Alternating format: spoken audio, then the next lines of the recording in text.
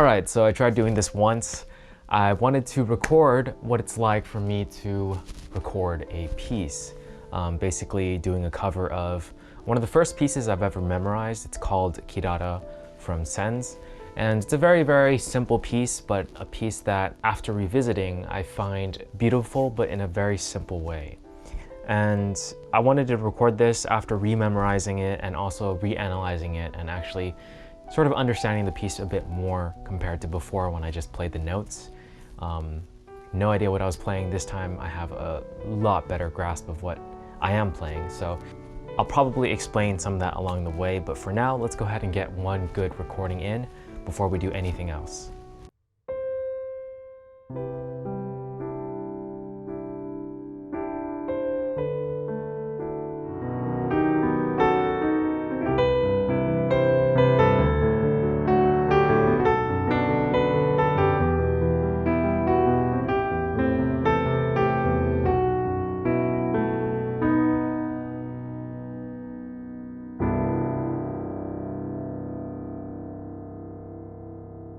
Okay, not bad for a first run.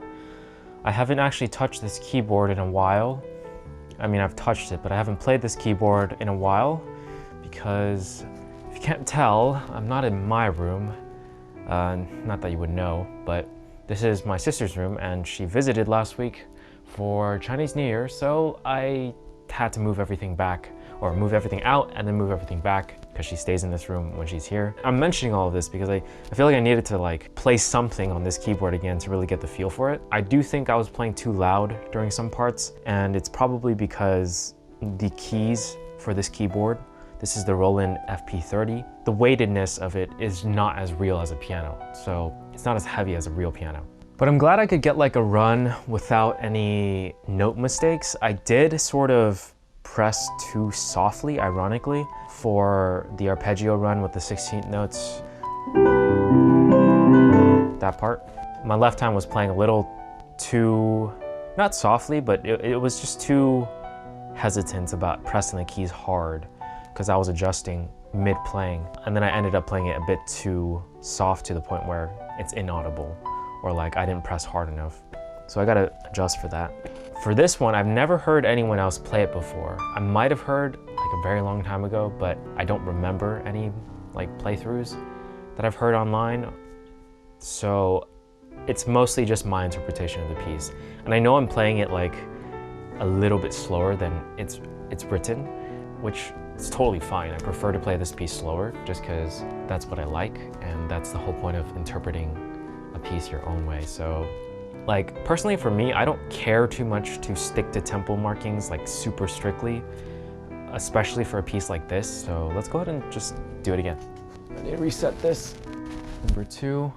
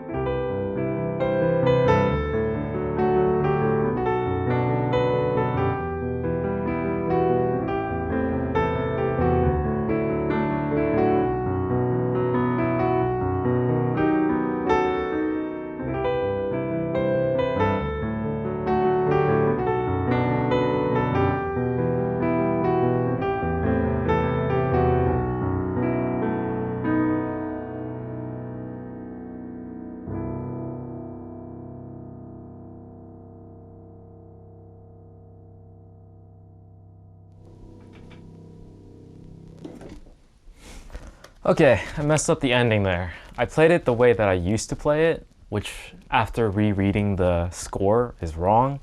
So the way I played it just now, so that's what I did, but the score actually reads,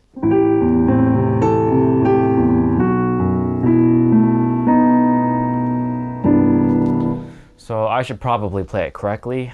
I mean, honestly, it doesn't matter too much because I don't mind the way I play it at the end, but it's just not exactly supposed to be that way. I just did it out of habit. But I definitely played the left hand for the 16th note arpeggios a lot louder this time, but at the same time, I don't want it to be that loud. I remember back then when I played it when I was in middle school, I would play this 16th note arpeggio part super loudly and very, very not musically.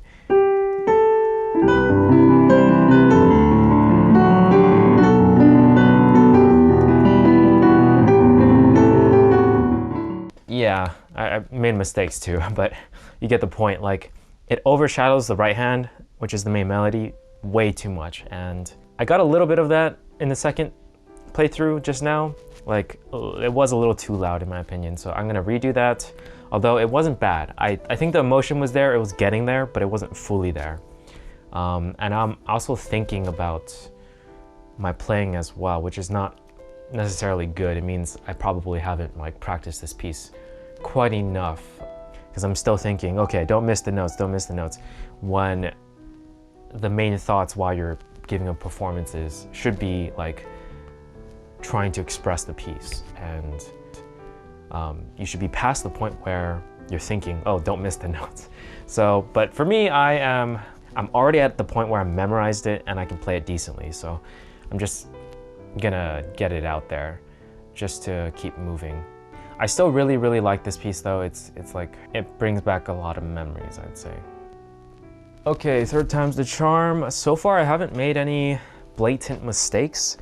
Like, if you read the score, sure, you would know I made that mistake at the end, but other than that, not a really bad wrong note. So that's good. Let's keep that up. Okay, let's do this as best as we can. Also make my hands more presentable.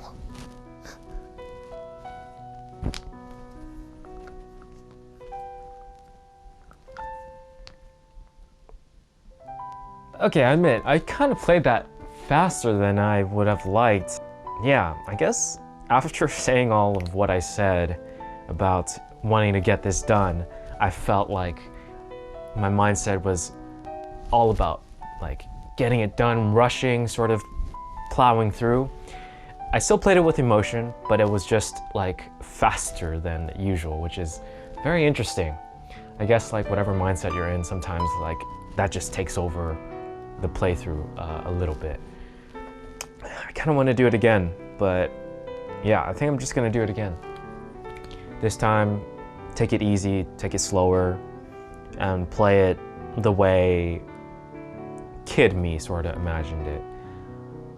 Even though me now would try to adhere to the whole tempo markings and dynamic markings more than back then, I still want, the reason I want to get this piece out there and play it is because it's from my past and I have a history with it basically. So I want to sort of honor that history by playing it the way past me imagined it.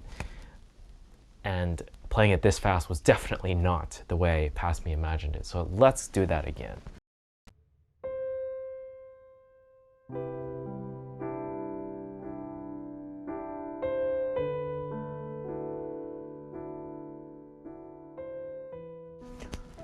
All right, that felt really good.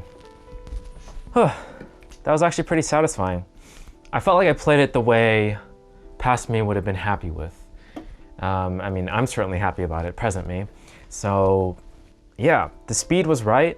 It was a little slow at times, but again, that's how past me imagined it. And I'd say parts here got a little bit lost at the top. The buildup wasn't as good as it could have been to the final repeat of that melody pattern.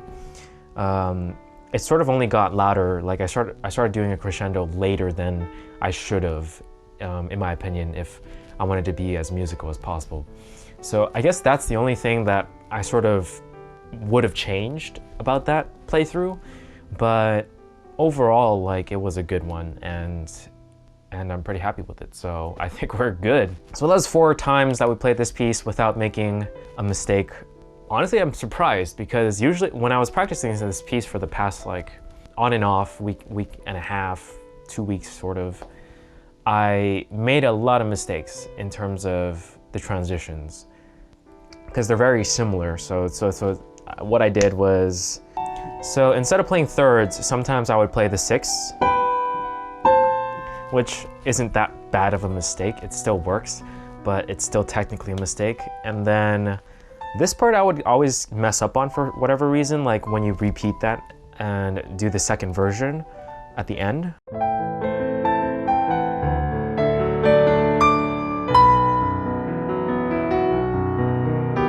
I gotta say, that's like one of my favorite transitions for this piece. It's just so grand. I like that transition a lot, but for some reason I always made a lot of mistakes with that transition as a kid, so it's sort of carried over as a habit now.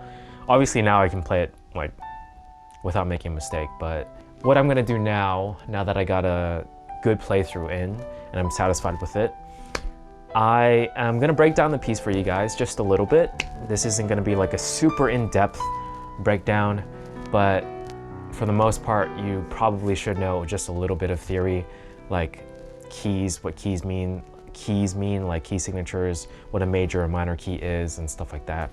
So this piece is in E minor, but there's an argument to be made if you want to say that it's in C Lydian, just because it starts off with the C chord and also ends on a C chord.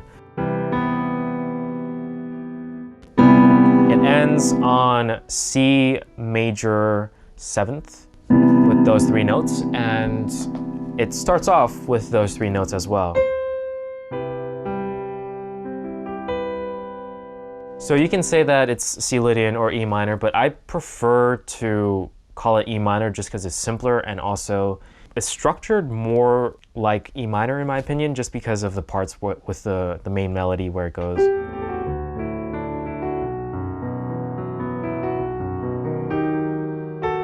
So when it does that with the B, B major, which is the 5th of E minor, it wants to have a resolution towards E minor again.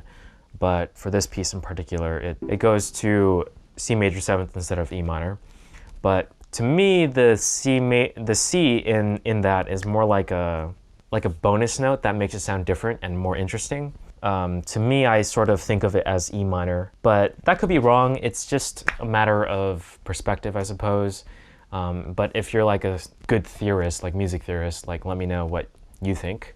So the chords and stuff are actually written on the score, so I'm not gonna like bother going through them just because you can see them for yourself. But I'd like to note certain things that aren't really written down as chords and whatnot. The first one being like the main melody, which in my personal opinion, it's like very beautiful but very simple at the same time. And it's basically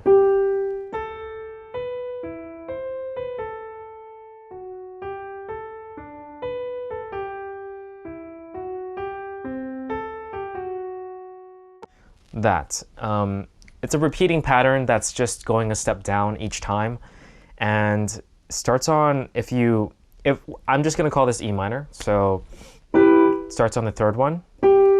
So there are 7 degrees of a scale. 1, 2, 3, 4, 5, 6, 7.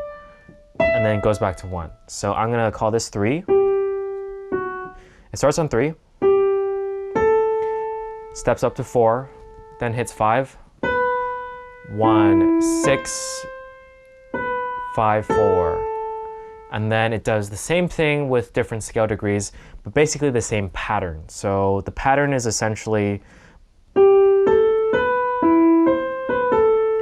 so step up and then go down by a 5th, up by a 6th, and then go back down.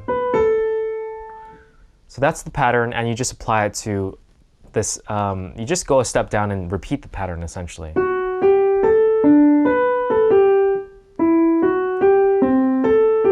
And technically you could keep doing this.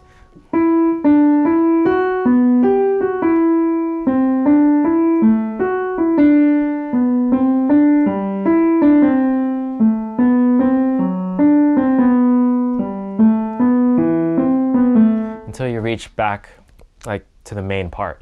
So obviously they didn't do that because, you know, you just keep repeating that pattern. It could work, but let's stay in the confines of this piece.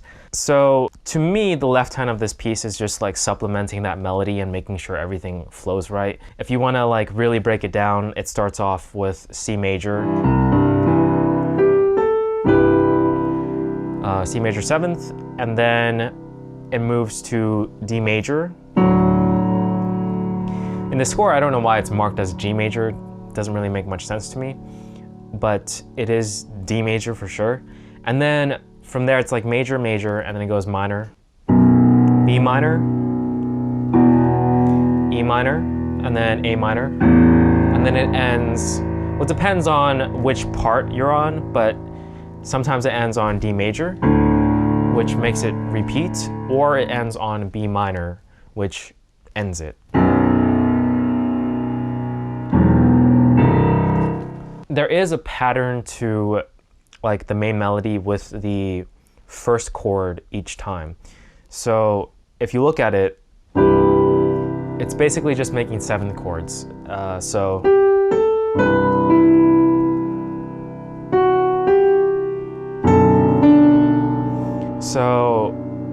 if you look at the right hand and left hand together, you'll see that it's B minor 7th, and then the last one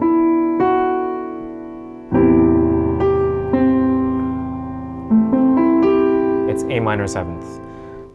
So that's what the first chord is doing each time the main melody like shifts down by 1 for the pattern. So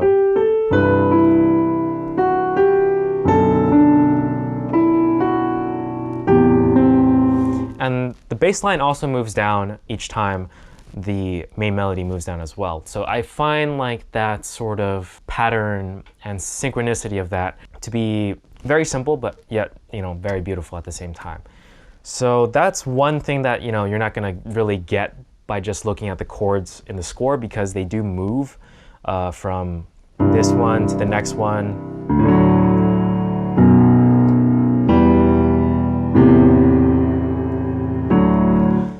To me, I never really recognized that before. Like when I was a kid, I was just like, oh yes, play this, and not really know what's going on. But now that I've had a lot more music experience, and just like now that I'm really trying my best to understand music theory, and just like get into it in a deeper level, noticing these things, it's like a small treat. So I just wanted to share that with you guys.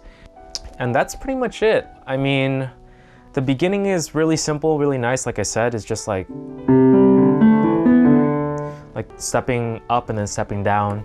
The piece structure is very simple. It's essentially this A part, and then the B part, and then back to the, well, it repeats the B part again, and then back to the A part, but with a nice like sort of extra flair with the right hand. An embellishment, I suppose. And then it repeats the B part again, but an octave up. Repeats it again, and then this time after the climax, which is at, oops.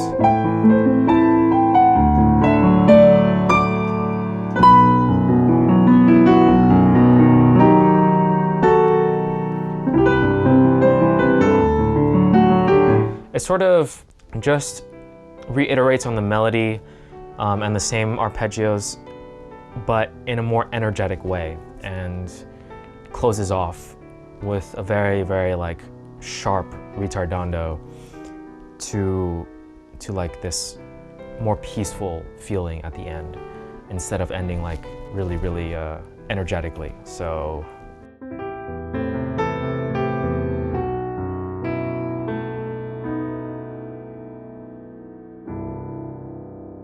which sort of adds to the beauty. In my opinion, I like pieces that end in a very, very soft way, just because, I don't know, there's like a slight sadness to it, but also a beauty to it. So that's like a really, really quick breakdown of this piece in terms of structure. Obviously I'm going really fast, but overall this piece is actually really simple if you analyze it and whatnot. But that's pretty much it. I'm sure I'm missing something, so if you guys notice certain things that I didn't mention, then go ahead and leave them in the comments. But for now, this was my breakdown and sort of behind the scenes of how I record one of these things. Basically what I'm going to do is take this, there's a camera up there, take that footage and then put it into After Effects and add some effects to it. After you put this MIDI file that I'm recording right now into Synthesia, it plays it for you. You record that, screen record that, dump it in After Effects, change it up, make it look cool, crop it in, on top of the piano keyboard, and yeah, that's it. Render it out, post it, potentially get a copyright claim. I mean, yeah, copyright claim, and then have it on YouTube. That's essentially it. So that was solid. I feel pretty good that I finally got this done. I'm gonna stop this recording. So that's gonna be it. I hope you guys enjoyed this video. I know it's a little rough because I've never made a video like this before, but if you enjoyed it, go ahead and leave a comment and like and subscribe. I'll catch you guys in the next one.